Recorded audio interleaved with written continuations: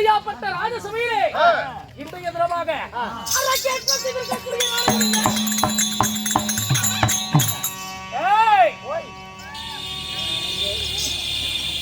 இன்றைய தினமாக அரங்கேற்றம் செய்திருக்கக்கூடிய நாடகமோ ஸ்ரீ மகாபாரதம். சரி, மகாபாரதத்திலே ஒரு பிரிவாக விளங்கக்கூடிய எப்படி மகாபாரதத்தில் ஒரு பிரிவு. ஆமா, திரௌபதி துயில் என்று சொல்லக்கூடிய பாஞ்சாலி சபதம். ஆமா என்று சொல்லக்கூடிய ஒரு அற்புதமான நாடகத்தை பெரியோர்களுடைய முன்னிலையிலே இன்றைய தினமாக ஏற்பாடு செய்திருக்கிறார். சரி, அப்படியாப்பட்ட நாடகத்திலே இந்நேர வேளையிலே தர்பார் விஷயமாக வந்திருக்கிறேனே, நான் யார், என்னுடைய பெயர் என்ன, எல்லாம் தெரியுமா உனக்கு? விளக்கமா சொல்லுங்க, ஒழுக்கமா கேட்கிறேன். அப்படியா? நான் சொல்றேன்.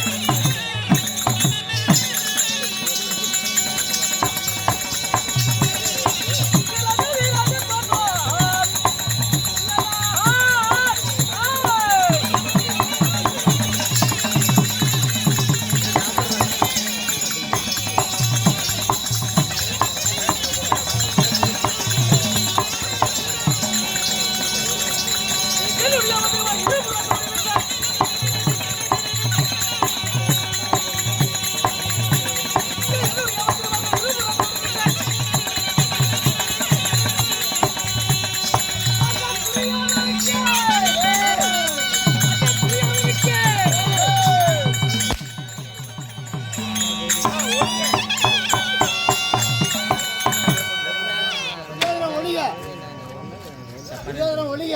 ஏய் துரியோதனம் ஒளிக. என்ன ஜே போட்டதும் அடிச்சிங்க. நீ ஜே போட்ட மாதிரி தெரியலையே. அண்ணன் துரியோதனுக்கு ஜே அப்படின்னு.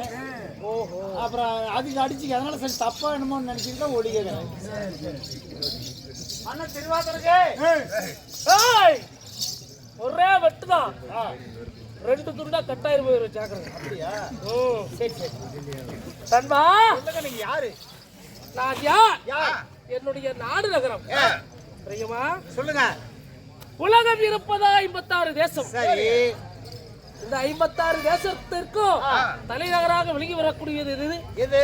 டெல்லி என்னும் வஸ்திராபுரம். அஸ்தினாபுரம். உண்மைதானப்பா? இந்த டெல்லி என்னும் வஸ்திராபுரத்திற்கு யுவராஜராக விளங்கி வரக்கூடிய என்னுடைய பெயரோ துரியோதன மன்னன்.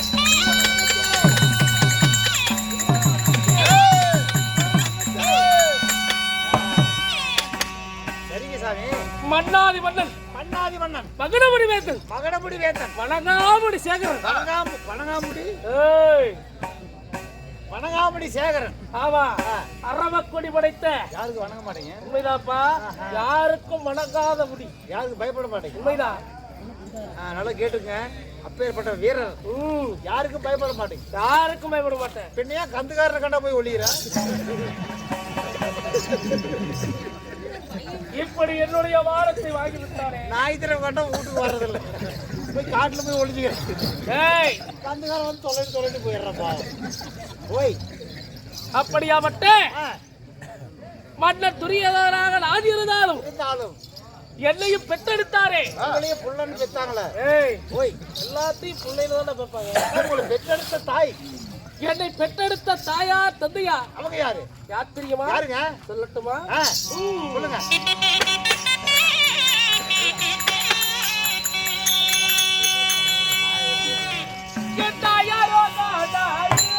நல்லா இருக்குது.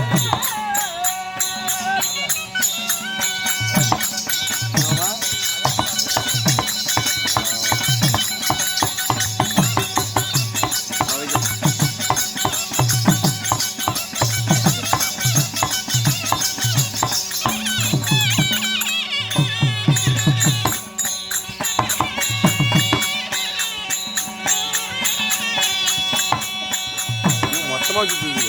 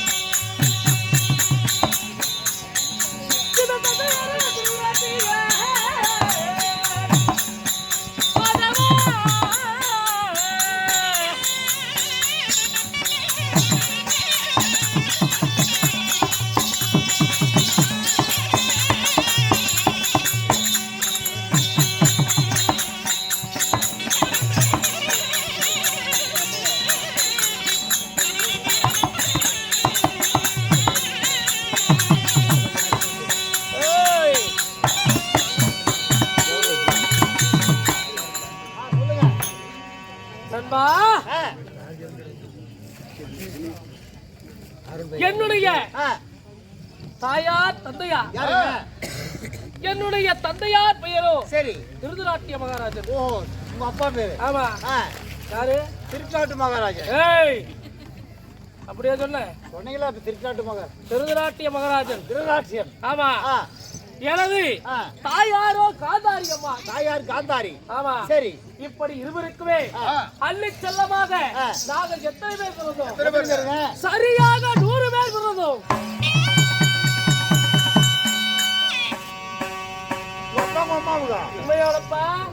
பிள்ளைங்களா? என்னடா ஆச்சரியமா இருக்குது அப்பா. அப்ப உங்க அப்பங்க அம்மாவுக்கு வேற வேலையே கிடையாதா? என்ன வேலை? எதனா அதே தான் பண்ணிட்டு இருப்பாங்களா? ஏய், 100 கணக்கில் பெற்றுக்கிறாங்களே. என்னடா? 100 பிள்ளைங்கள. ஆமா, அதை பெற்றுக்கிறாள்ல. ஆமா. உங்க அத்தை வேற வேலையே கிடையாதான்? வேற வேலையே கிடையாதுன்னா எப்படி? எந்த நேரம் உச்சால் பண்ணிட்டு தான் இருப்பாங்களா? ஏய், அப்படி கிடையாதப்பா. என்னுடைய தாயாருக்கு பல அரிசி கொடுத்த சாபத்தினால் நாங்கள் பிறந்தோம். பலாரி சாபத்திலையா? ஆமா. சரி சரி. பல அரிசியோட சாபத்தாலே அண்ணன் தம்பிமார்கள் நாங்கள் 101 பிறந்தோம். அதுல எல்லாத்துக்கும் மூத்தவரா நீங்க? உண்மைதான். உங்க பேரு துரியோதனன் முதல் துச்சாதனன் வரை விகர்ணன் வரை நாங்கள் 100 பேர் பிறந்தோம். 100 பேரு? ஆமா.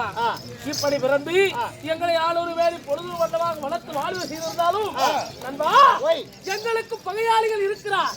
உங்களுக்கு எதிரியா? உண்மைதானப்பா. என்னங்க ஆச்சரியா? உங்களுக்கு கூட எதிரியா? ஆமாப்பா. யார்? யாருங்க? பங்கு பகையாளி.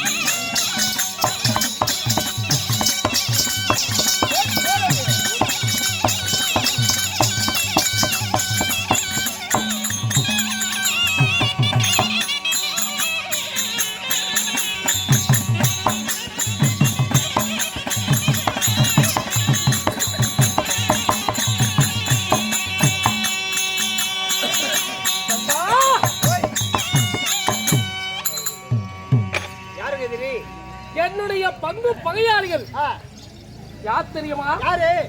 என்னுடைய சித்தப்ப மக்கள். என்னுடைய தந்தையாராகப்பட்ட ருத்ராட்ட மகாராஜனுடைய பிறந்தவர்கள். உண்மைதானப்பா? யாருங்க அது? யாரு? அந்த பாண்டு மகாராஜன் இருக்கிறார்லவா, ஆமா, அவருடைய மகன். ஓ, உங்க சித்தப்பா வந்து பாண்டுராஜன். ஆமா. அவங்க பசங்க வாளா? ஆமா. யார் யாரு? குந்தி மந்தாரைக்கும் பாண்டுராஜனுக்கு பிறந்தார்களே என்னுடைய பகையாளிகள். அந்த பாண்டவர்கள் தான் எனக்கு பகையாளிகள். நீங்க பெரியப்ப முட்டாளு, பெரியப்ப முட்டாளுங்க, அவங்க சித்தப்ப முட்டாளுங்க. ஆமா. பங்காளிங்க போது உங்களுக்கு எதனால பகை? நண்பா, அவங்க அண்ணன் தம்பிங்க 5 பேரு. ஆமா. நாங்க அண்ணன் தம்பிங்க 100 பேரு. சரி. சின்ன வயதுல இருந்தே எந்த ஒரு போட்டி வச்சாலும் சரி அவங்கதான் அந்த 5 பேருட்ட ஜெயிக்கிறது. நாங்க அண்ணன் தம்பிங்க 100 பேருமே தோக்குறது. ஆமா. சின்ன வயதுல இருந்து ஏற்பட்ட போட்டி பொறாமையினாலே வளர வளர எங்களுக்குள் பகையானது வளர்ந்து கொண்டிருந்தது உங்களுக்குள்ள. ஆமா. அது மட்டும் இல்லாமல் எங்களுடைய நாட்டு அவங்களுக்கு சரிபாதி சொத்து தரணுமா? எப்படி? சரி. 5 பேத்துக்கு சரிபாதி சொத்து, அண்ணன் தம்பிங்க நாங்க 100 பேருக்கு சரிபாதி சொத்து. 100 பேத்துக்கு பாதி நாடு, 5 பேத்துக்கு பாதி நாடா? அதான். அதனாலே சின்ன வயதிலிருந்து ஏற்பட்ட பகையாலே எப்படி அவங்களுக்கு அவங்க இப்ப எந்த நாட்டுல இருக்கிறாங்க? அவங்களுக்கு என்னுடைய தந்தையார் கொடுத்தது என்னது? இது காண்டாவனம். வனத்தை காட்டினாங்க. ஆமா. உப்பு விளையாத பூமி. ஆமா. சரி. அப்படியாப்பட்ட காட்டை கொடுத்து அங்கேயே சூது செஞ்சாங்க பாண்டவர்கள். எப்படி? காண்டாவனத்தை எரிச்சு அங்க கட்டினாங்க இந்திரபிரசவம். ஓ, இந்திரபிரசவம் நாட்டை உருவாக்குனாங்க. ஆமா. அது மட்டுமா, மாடா மாளிகை கூடா கோபுரம் கட்டி எப்படி அஸ்தாபுரம் எப்படி அதே மாதிரி அங்க ஒரு கோட்டையை கட்டினாங்க. ஓ, இதை விட நல்ல பிரகாசமா இருக்கு. ஆமா. அங்கே கோட்டையை கட்டி அதிலே அந்த திறப்பு விழாத்திற்கு என்னை அழைத்தார்கள். சரி. அங்கே ஏற்பட்டது எனக்கு அவமானம். என்ன? அந்த அவமானத்தை நான் உங்ககிட்ட சொல்ல மாட்டேன். சரி. ஏற்கனவே அவமானம் அங்க எனக்கு நடந்திருக்கு. அந்த அவமானத்தை உங்ககிட்ட சொல்லணும்னு வச்சுக்கோ. சரி. நீ இன்னும் என்ன அவமானமா பேசுற? ஆமா. சரி.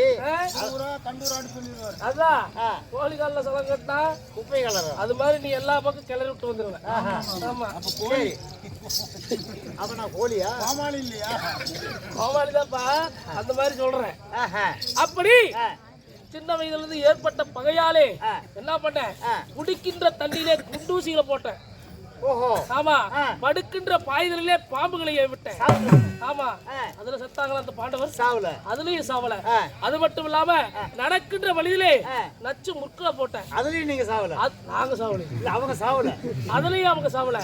அது மட்டும் இல்லாமல் சாப்பிடுகின்ற சாதத்திலே நஞ்சு விஷம் என்று சொல்லக்கூடிய அதையும் கொடுத்தேன். விஷத்தை கலந்து வச்சீங்க? ஆமா.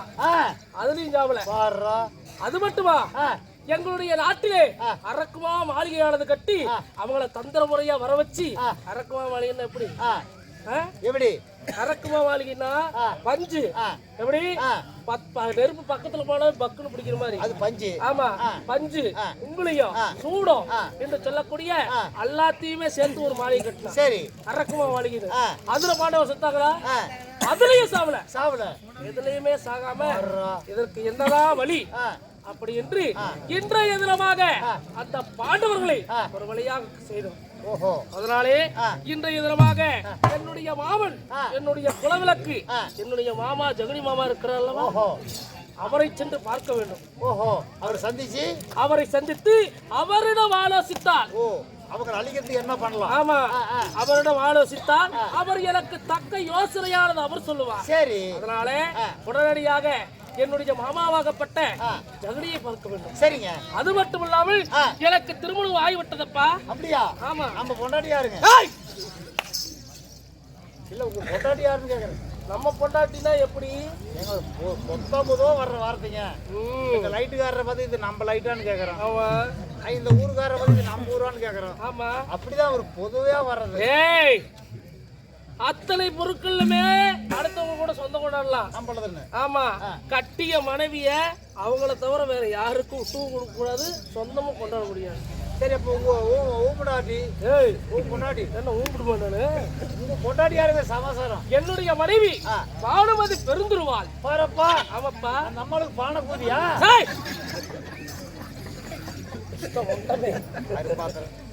அப்படியே நான் சொன்னேன். இவ்வளவு பெருசு இருக்குமா? அப்படி கிடையாதப்பா. பானுமதி என்னும் பெருந்துருவாள். பானுமதி. புடிக்குட்டி பானுமதி. இப்படி திருமணம் செய்து இல்லற வாழ்க்கையிலே சந்தோஷமாக இருந்தாலும் உடனடியாக சென்று என்னுடைய ஜெகனி மாமாவை பார்க்க வேண்டும். சீக்கிரமாக போகலாமா? போகலாம்.